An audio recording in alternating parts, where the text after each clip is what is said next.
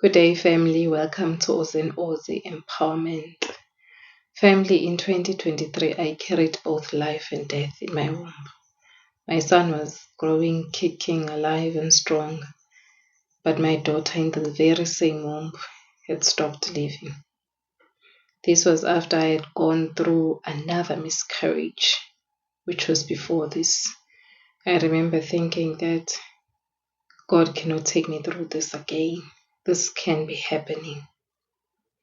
All my life I've been a dreamer. Even today, I'm still a dreamer, and I've always been a dreamer as long as I can remember myself.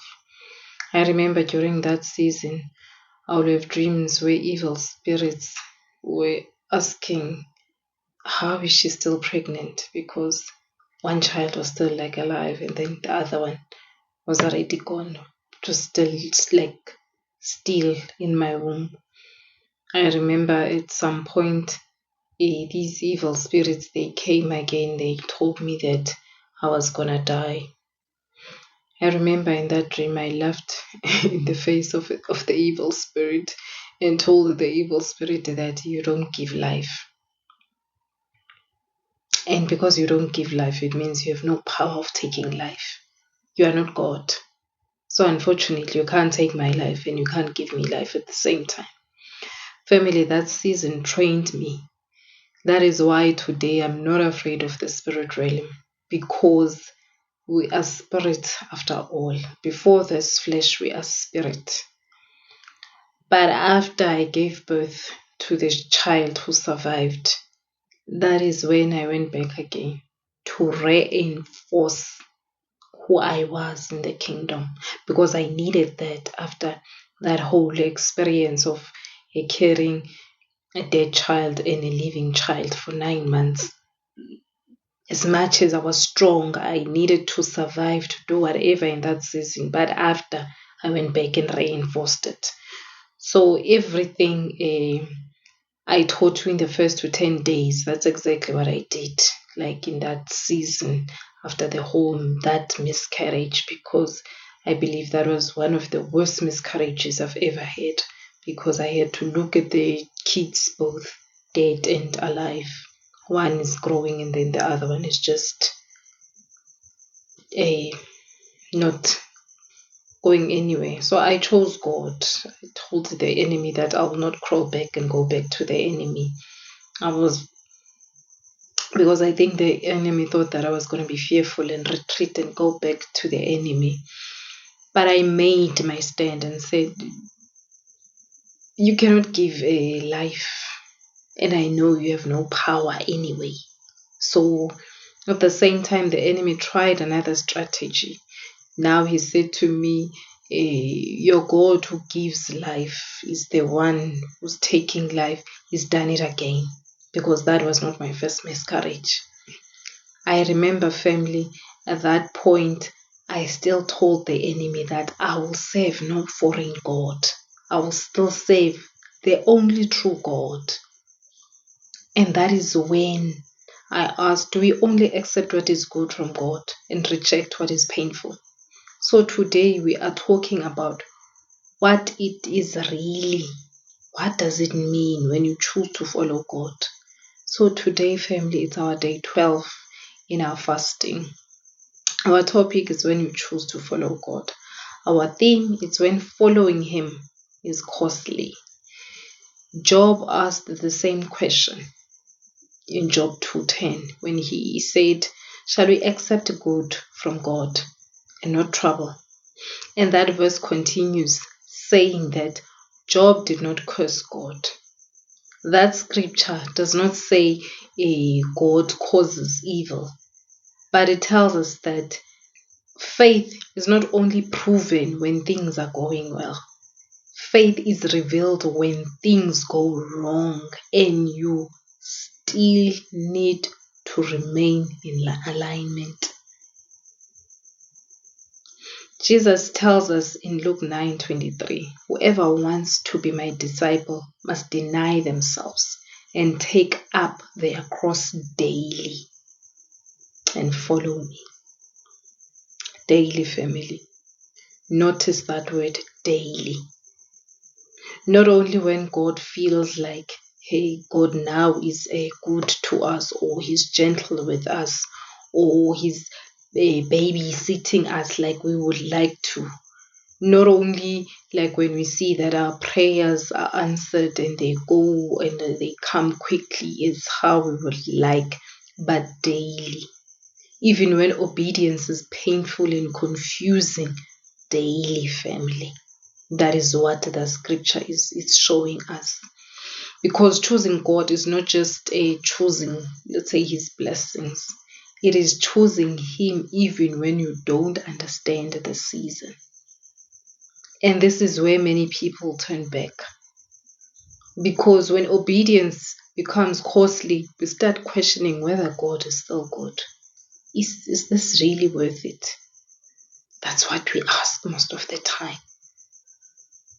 So whether we will still like trust God or not, that is exactly what is happening. But whether we still want to follow Him or not, family, we should know that everything that is good is coming from God, and all these things, He makes them for our good at the end of the day. So in that season, I said it that I will serve no foreign God, because I've tried these other gods, and I promise you, they can't even sustain themselves. How are they going to sustain you as a being?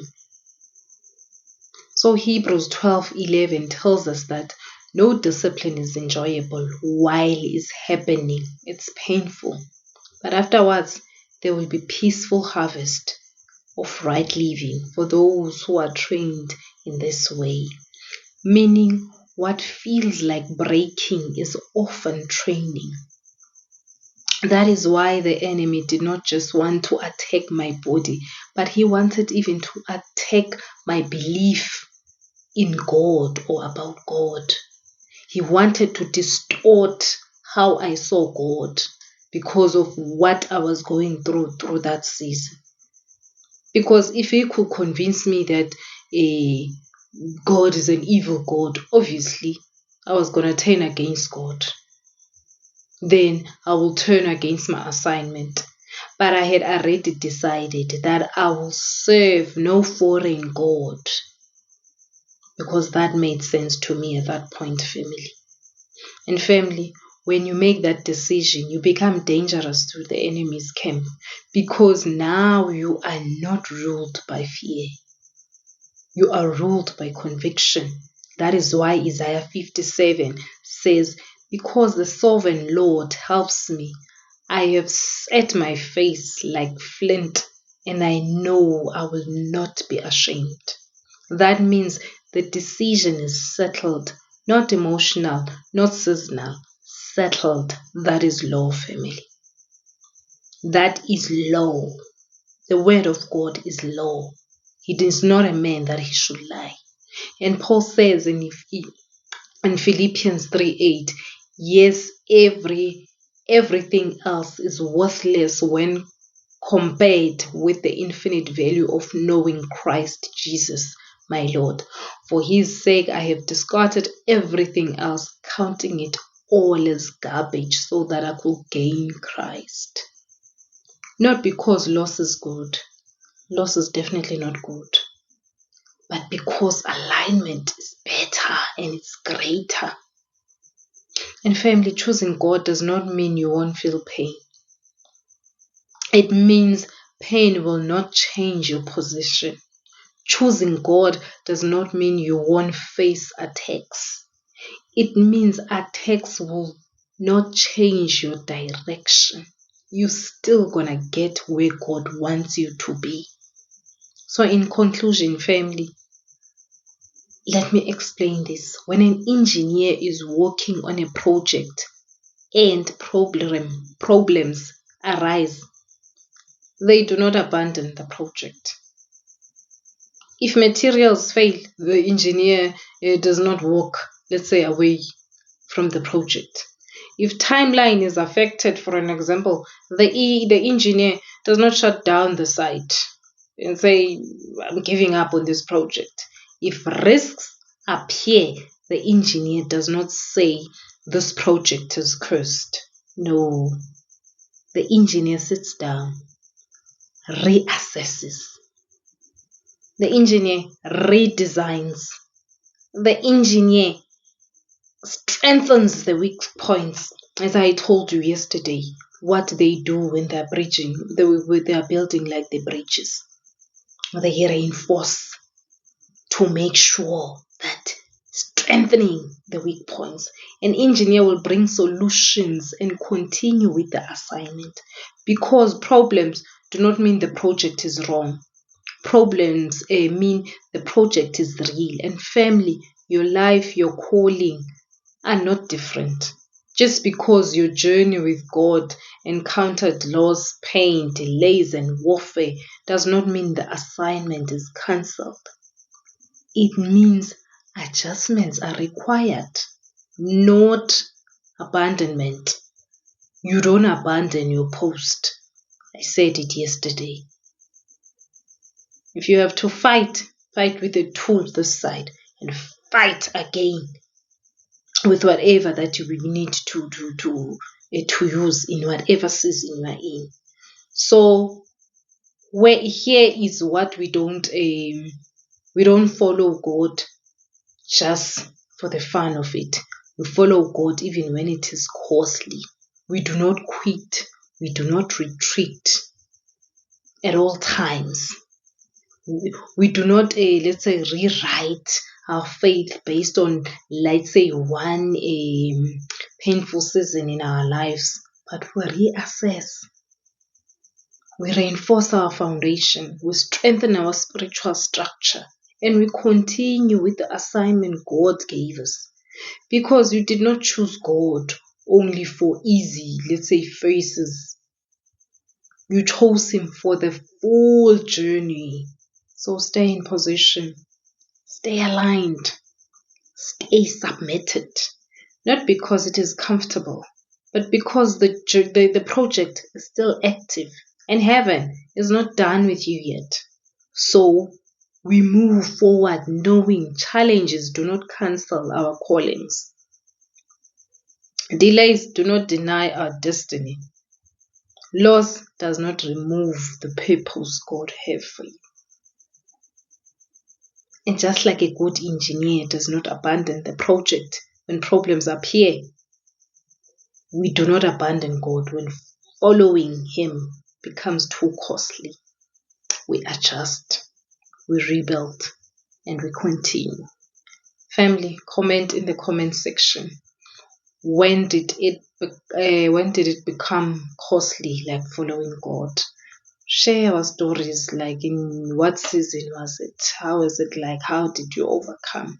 Share, subscribe, and like. Till tomorrow, family. Stay blessed.